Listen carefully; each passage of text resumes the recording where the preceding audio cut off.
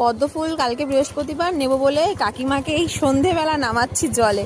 এই যে 20টা আছে, এই 20টা আমি নেব। কাকিমা সাবধানে নামবে। ব্যাস, এ নাও।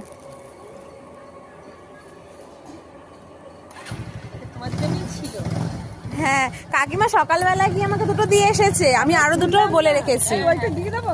তুমি তুলতে পারবে?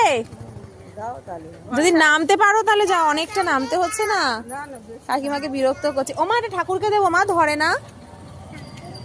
এইটা শাশুড়ি মাকে পাঠিয়ে দেবো, আর আমি আবার বেলা এসে আমার জন্য নিয়ে যাবো। ওনারও লক্ষ্মীনারায়ণ আছে তো, উনি খুব খুশি হবেন।